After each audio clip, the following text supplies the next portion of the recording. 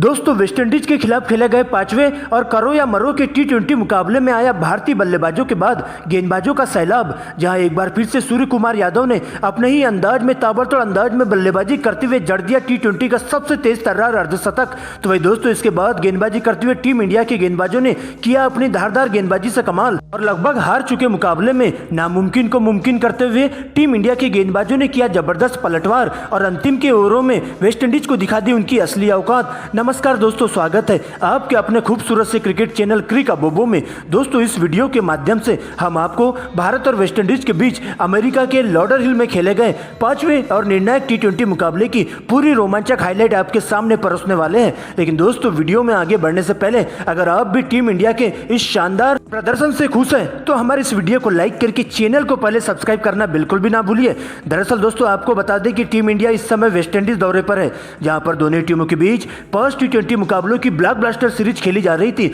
जहां पर पहले खेले गए दोनों टी20 मुकाबले में वेस्टइंडीज की टीम ने शानदार प्रदर्शन करते हुए सीरीज में 2-0 की अजय बढ़त बना रखी थी। लेकिन दोस्तों इसके बाद टीम इंडिया ने जबरदस्त तरीके से बाउंस बैक किया और बाद के दोनों ही टी20 मुकाबले को जीतकर सीरीज में 2-2 की बराबरी कर ली थी। लेकिन दोस्तों इसी बीच सीरीज का पांचवा टी20 मुकाबला अमेरिका के लॉडरहिल में खेला जाता है, जहां पर एक बार फिर से वेस्टइंडीज की कमान रोमेल पावेल के कंधों पर सौंपी गई थी, जबकि दोस्तों टीम इंडिया की कमान हार्दिक पांड्या संभाल रहे थे। दोस्तों इसके बाद शाम 7:30 बजे मुकाबले में टॉस किया जाता है, सिक्का उछाला जाता है और सीधा टीम इंडिया के कप्तान हार्दिक पांड्या के पक्ष में जाकर गिरता है, जहां पांड्या टॉस जीतकर पहले बल्लेबाजी करने का फैसला करते हैं और वेस्टइंडीज को गेंदबाजी करने के लिए आमंत्रित किया जाता है। दोस्तों वेस्टइंडीज की टीम ने आज के मुकाबले के लिए 2 बड़े बदलाव किए थे, जबकि टीम इंडिया की प्लेइंग 11 में कोई भी बदलाव देखने को नहीं मिला था। दोस्तों इसके बाद भारतीय पारी की शुरुआत करने शुभमन गिल और यशस्वी जायसवाल मैदान पर आते हैं, जबकि वेस्टइंडीज की ओर से पारी के पहले ओवर की गेंदबाजी करने अकील हुसैन लेकर के आते हैं, जहां पर पहली गेंद पर एक रिवर्स स्वीप करते हुए यशस्वी जायसवाल के द्वारा 4 रन बटोर लेते हैं। लेकिन दोस्तों इसके बाद शानदार कमबैक करते हैं अकील हुसैन, पहले ही ओवर में टीम इंडिया को सबसे बड़ा झटका दे देते हैं, जहां पर भारत को पहले ही ओवर में 6 रनों के स्कोर पर बड़ा झटका लग जाता है। दरअसल दोस्तों यशस्वी जायसवाल बड़ा शॉट खेलने के चक्कर में अपना विकेट गंवा बैठते हैं, जो कि दोस्तों 4 गेंदों में 5 रन बनाकर पवेलियन का रास्ता नाप लेते हैं और उनका कैच अकील हुसैन खुद ही लेते हैं, यानी कि अकील हुसैन अपनी गेंद पर उन्हें कॉटन बोल्ड कर देते हैं। इस प्रकार से पहले ही ओवर में अकील हुसैन टीम इंडिया को पूरी तरह से बैकफुट पर ढकेल देते हैं। लेकिन दोस्तों इसके बाद भारतीय पारी को आगे बढ़ाने के लिए शुभमन गिल का साथ देने मैदान पर सूर्य कुमार यादव आते हैं और दोनों सलामी बल्लेबाज दूसरे ओवर में सिंगल डबल की मदद से 6 रन बटोर लेते हैं। लेकिन दोस्तों इसके बाद अकील हुसैन टीम इंडिया पर एक बार फिर से काल बनकर टूटते हैं और 17 रनों के स्कोर पर टीम इंडिया को दूसरा बड़ा झटका लग जाता है, जहां पर शुभमन गिल एलबीडब्ल्यू आउट हो जाते हैं और 9 रनों की पारी का उनका अंत हो जाता है। दरअसल दोस्तों गिल बिना डीआरएस की लौट जाते हैं और रिव्यू में साफ देखा गया था कि अगर गिल डीआरएस का इस्तेमाल कर जाते तो बच जाते, क्योंकि दोस्तों गेंद लेग स्टंप को मिस कर रही थी और इस प्रकार से 3 ओवर के बाद टीम इंडिया 17 रन बनाकर 2 विकेट गंवा देती है। दोस्तों इसके बाद तिलक वर्मा सूर्य कुमार यादव का साथ देने मैदान पर आते हैं और दोनों ही सलामी बल्लेबाज संभल कर खेलते हुए वेस्टइंडीज के गेंदबाजों का डटकर मुकाबला करते हैं और देखते ही देखते सिंगल डबल और चौकों की मदद से टीम के स्कोर को आगे बढ़ाने का काम करते जाते हैं और इस प्रकार से दोनों ही सलामी बल्लेबाज पावर प्ले के खेल में 2 विकेट के नुकसान पर स्कोर बोर्ड पर 51 रन बना लेते हैं, जिसमें तिलक वर्मा के बल्ले से 20 रन तो वही सूर्य कुमार यादव 15 रनों की पारी खेलते हैं और इस प्रकार से दोनों ही सलामी बल्लेबाजों के बीच 34 रनों की अटूट साझेदारी देखने को मिलती है। लेकिन दोस्तों इसके बाद एक बार फिर से रॉस्टन चेज ने 8वें ओवर में आते ही भारतीय टीम के ताबूत में किल ठोकने का काम कर जाते हैं, जहां पर 8वें ओवर में 66 के स्कोर पर टीम इंडिया को तीसरा बड़ा झटका लग जाता है, जहां पर रॉस्टन चेज ने तिलक वर्मा का दाईं ओर डाइव लगाते हुए बेहतरीन तरीके से कैच लपक लिया था, जहां पर तिलक वर्मा 18 गेंदों में 3 चौकी और 2 गगनचुंबी छक्कों की मदद से 27 रन बनाकर डगआउट की ओर लौट जाते हैं। लेकिन दोस्तों अब नए बल्लेबाज के रूप में संजू सैमसन सूर्य कुमार यादव का साथ देने मैदान पर आते हैं, जहां पर सबसे पहले सिंगल डबल की मदद से पारी को आगे बढ़ाने का काम करते हैं। लेकिन इसी बीच संजू सैमसन एक बड़ी गलती कर जाते हैं, जहां पर दोस्तों 11वें ओवर में 87 रनों के स्कोर पर चौथा झटका टीम इंडिया को रोमारियो शेफर्ड दे देते हैं संजू सैमसन के रूप में और संजू सैमसन को विकेट कीपर निकोलस पूरन के हाथों कैच आउट करवा देते हैं, जहां पर संजू सैमसन 9 गेंदों में 13 रनों की पारी का अंत हो जाता है। इस तरह से लगातार विकेटों के गिरने से टीम इंडिया मुश्किल में आ जाती है और वेस्टइंडीज के गेंदबाज पूरी तरह से टीम इंडिया के बल्लेबाजों को बैकफुट पर ढकेल देते हैं। लेकिन दोस्तों इसके बाद संकट मोचन का रूप लेते हुए हुए खुद कप्तान हार्दिक पांड्या को सूर्य कुमार यादव का साथ देने मैदान पर आना पड़ता है। लेकिन दोस्तों इसके बाद तो सूर्य कुमार यादव अपना गियर बदलते हैं और ताबड़तोड़ अंदाज में बैटिंग करते हुए वेस्टइंडीज के बल्लेबाजों की जम के क्लास लेते हैं, जहां पर दोनों ही सलामी बल्लेबाज सिंगल, डबल और चौके की मदद से भारतीय पारी को आगे बढ़ाने का काम करते जाते हैं और दोनों ही सलामी बल्लेबाज अच्छी गेंदों को छोड़ते हुए खराब गेंदों को सीधा सीमा रेखा के बाहर पहुंचाने का काम करने लगते हैं। लेकिन दोस्तों इसके बाद तो सूर्य कुमार यादव अपने ही अंदाज में खेलते हुए चले जाते हैं और अलजारी जोसेफ की गेंद पर एक जोरदार गगनचुंबी छक्का लगाते हुए सूर्य कुमार यादव मात्र 38 गेंदों में ही अपने T20 अंतर्राष्ट्रीय कैरियर का 15वां अर्धशतक पूरा कर लेते हैं। लेकिन दोस्तों इसी बीच इंद्रदेव प्रसन्न हो जाते हैं और बारिश की वजह से कुछ देर खेल को रोकना होता है। लेकिन दोस्तों थोड़ी देर बाद ही एक बार फिर से खेल शुरू हो जाता है और अब तो सूर्या और पांड्या का विकराल रूप देखने को मिलता है और अंतिम के ओवरों में ताबड़तोड़ अंदाज में बल्लेबाजी करते हुए चले जाते हैं। लेकिन दोस्तों 17वें ओवर में 130 रनों के स्कोर पर हार्दिक पांड्या के रूप में टीम इंडिया को 5वां बड़ा झटका लग जाता है, जहां पर 17वें ओवर की दूसरी ही गेंद पर हार्दिक पांड्या रोमारियो शेफर्ड की गेंद पर होल्डर को कैच दे बैठते हैं और इस प्रकार से हार्दिक पांड्या 18 गेंदों में मात्र 14 रन बनाकर पवेलियन का रास्ता नाप लेते हैं। कप्तान पांड्या के आउट होते ही अब पारी को आगे बढ़ाने सूर्य कुमार यादव का साथ देने के लिए बापू के नाम से मशहूर अक्षर पटेल मैदान पर आते हैं। दोस्तों इसके बाद 18वें ओवर की अंतिम गेंद पर 140 रनों के स्कोर पर टीम इंडिया को सूर्य कुमार यादव के रूप में 5वां बड़ा झटका लग जाता है, जहां पर सूर्य कुमार यादव 45 गेंदों में 61 रनों की तूफानी पारी खेलकर आउट हो जाते हैं, जिसमें उनकी इस पारी के दौरान 4 चौके तो वही 3 गगनचुंबी छक्के देखने को मिले थे, जो कि होल्डर के द्वारा LBW आउट कर लिए जाते हैं। हालांकि दोस्तों सूर्य कुमार यादव तब तक अपना काम बखूबी कर चुके थे। लेकिन दोस्तों इसके बाद वेस्टइंडीज की तेज गेंदबाज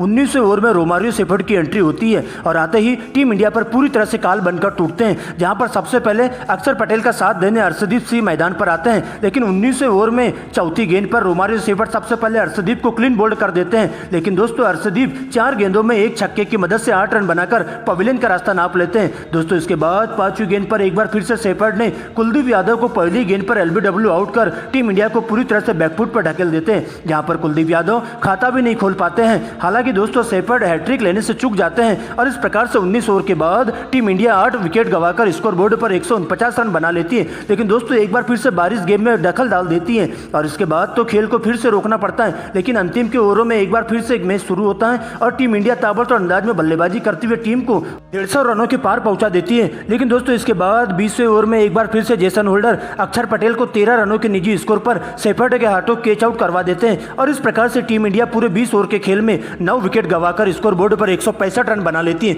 जहां पर टीम इंडिया की तरफ से सबसे ज्यादा सूर्य कुमार यादव 61 रन तो वही दोस्तों वेस्टइंडीज की तरफ से शेफर्ड 4 विकेट लेते हैं। दोस्तों इसके बाद वेस्टइंडीज की पारी की शुरुआत करने एक बार फिर से ब्रेंडन किंग और काइल मेयर्स मैदान पर आते हैं। वही भारतीय पारी की गेंदबाजी का आगाज करने के लिए खुद कप्तान हार्दिक पांड्या आते हैं, जहां पर दोस्तों सबसे पहले ब्रेंडन किंग एक सिंगल लेकर काइल मेयर्स को स्ट्राइक देते हैं। लेकिन दोस्तों इसके बाद तो काइल मेयर्स का विकराल रूप देखने को मिलता है। सबसे पहले काइल मेयर्स तीसरी गेंद पर करारा प्रहार करते हुए हार्दिक पांड्या की गेंद को सीधा सीमा रेखा के बाहर 6 रनों के लिए भिजवा देते हैं। तो वही दोस्तों इसी ओवर की अंतिम गेंद पर 4 रन बटोर लेते हैं और इस प्रकार से हार्दिक पांड्या के एक ओवर में 11 रन आते हैं। लेकिन दोस्तों इसके बाद दूसरे ओवर की गेंदबाजी करने के लिए तेज गेंदबाज अर्शदीप सिंह आते हैं और आते ही सबसे पहले वेस्टइंडीज की बड़ी मछली का शिकार कर जाते हैं, जहां पर अच्छी लय में दिखाई दे रहे काइल मेयर्स को यशस्वी जायसवाल के हाथों कैच आउट करवा देते हैं, जहां पर काइल मेयर्स की पारी 5 गेंदों में 10 रन बनाकर आउट हो जाते हैं और इस प्रकार से वेस्टइंडीज का पहला झटका काइल मेयर्स के रूप में लगता है। और इस प्रकार से 2 ओवर की समाप्ति के बाद वेस्टइंडीज की टीम 1 विकेट गंवाकर स्कोर बोर्ड पर 18 रन बना लेती है। दोस्तों इसके बाद ब्रेंडन किंग का साथ देने निकोलस पुरन मैदान पर आते हैं और अब तो दोस्तों दोनों ही सलामी बल्लेबाज अपने ही लय में बल्लेबाजी करते हुए भारतीय टीम के गेंदबाजों की जम के क्लास लेते हैं और ताबड़तोड़ अंदाज में बल्लेबाजी करते हुए जल्दी से लक्ष्य की ओर बढ़ने लगते हैं, जहां पर सबसे पहले तीसरे ओवर में निकोलस पुरन का विकराल रूप देखने को मिलता है और 5वीं और 6वीं गेंद पर 2 लगातार गगनचुंबी छक्के लगा देते हैं। तो वही दोस्तों चौथे ओवर में एक बार फिर से अर्शदीप को ब्रेंडन किंग हाथ खोलते हुए दिखाई देते हैं और चौथी गेंद पर एक चौका और 5वीं गेंद पर छक्का और जबकि दोस्तों 6वीं गेंद पर सिंगल की मदद से कुल 11 रन बटोर लेते हैं और इस प्रकार से वेस्टइंडीज की टीम 5 ओवर की समाप्ति पर 1 विकेट गंवाकर स्कोर बोर्ड पर 47 रन बना लेती है। और देखते ही देखते दोस्तों अब 6ठे ओवर में गेंदबाजी करने के लिए यूसी चहल की एंट्री होती है, जहां पर सबसे पहली गेंद पर 6 रनों से निकोलस पुरन यूसी चहल का स्वागत करते हैं और इसी ओवर की चौथी गेंद पर एक और चौका लगा देते हैं। दोस्तों इस प्रकार से वेस्टइंडीज की टीम पावर प्ले के खेल में 1 विकेट के नुकसान पर 61 रन बना लेती है। अब दोस्तों 7वें ओवर में पहली गेंद पर निकोलस पुरन चौका लगा देते कुलदीप यादव को और देखते देखते 10 ओवर के खेल में वेस्टइंडीज की टीम 1 विकेट गंवाकर स्कोर बोर्ड पर 96 रन बना लेती है। दोस्तों इसके बाद 13वें ओवर में एक बार फिर से यूसी चहल को टारगेट करते हुए ब्रेंडन किंग 6 रनों से अपने 50 पूरी करते हैं और इस प्रकार से दोनों ही सलामी बल्लेबाजों के बीच 67 गेंदों में ही 105 रनों की अटूट साझेदारी पूरी हो जाती है और इस प्रकार से 12.3 ओवर में वेस्टइंडीज की टीम एक विकेट गंवाकर स्कोर बोर्ड पर 117 रन बना लेते हैं। लेकिन दोस्तों इसी बीच बारिश फिर से चालू हो जाती है और अब वेस्टइंडीज की टीम को 49 रन की जरूरत होती है 45 गेंदों में। इधर जैसी बारिश रुकती है उधर मैदान पर एक बार फिर से तिलक वर्मा और ब्रेंडन किंग के बल्लों से चौके छक्कों की बारिश शुरू हो जाती है। लेकिन दोस्तों इसके बाद इस पार्टनरशिप को तोड़ने के लिए सबसे पहले हार्दिक पांड्या तिलक वर्मा के पास गेंदबाजी थमा देते हैं, जहां पर 14वें ओवर की दूसरी गेंद पर 119 रनों के स्कोर पर वेस्टइंडीज को दूसरा बड़ा झटका निकोलस पूरन के रूप में लग जाता है, जहां पर पूरन 35 गेंदों में 47 रनों की पारी खेलकर आउट हो जाते हैं, जिनके बल्ले से एक चौका और 4 गगनचुंबी छक्का लगता है और कैच हार्दिक पांड्या के पास चला जाता है। लेकिन दोस्तों तब तक पूरन अपना काम कर चुके थे। अब पारी को आगे बढ़ाने के लिए ब्रेंडन किंग का साथ देने साई होप मैदान पर आते हैं और अंतिम के ओवरों में दोनों ही सलामी बल्लेबाज ताबड़तोड़ अंदाज में बल्लेबाजी करते हुए टीम को जीत की दहलीज पर लाकर के खड़ा कर देते हैं और देखते ही देखते वेस्टइंडीज की टीम 166 रनों के लक्ष्य को 2 विकेट गंवाकर 18 ओवर में ही आसानी से हासिल कर लेती है, जहां पर दोस्तों ब्रेंडन किंग 55 गेंदों में 85 रनों की नाबाद पारी खेल जाते हैं, जिनके बल्ले से 5 चौके तो वही 6 गगनचुंबी छक्के देखने को मिले थे। तो वही दोस्तों दूसरी ओर से साई होप भी इनका शानदार तरीके से साथ देते हैं और 13 गेंदों में ताबड़तोड़ अंदाज में 22 रनों की पारी खेलकर नाबाद लौट जाते हैं, जिनके बल्ले से एक चौका और एक गगनचुंबी छक्का देखने को मिलता है और इस प्रकार से दोनों ही सलामी बल्लेबाज वेस्टइंडीज की टीम को इस 5वें और अंतिम निर्णायक T20 मुकाबले में टीम इंडिया को 8 विकेट से रौंदते हुए जीत हासिल करवा देते हैं और इस प्रकार से वेस्टइंडीज की टीम 5 T20 मुकाबलों की सीरीज में 3-2 से कब्जा कर लेती है।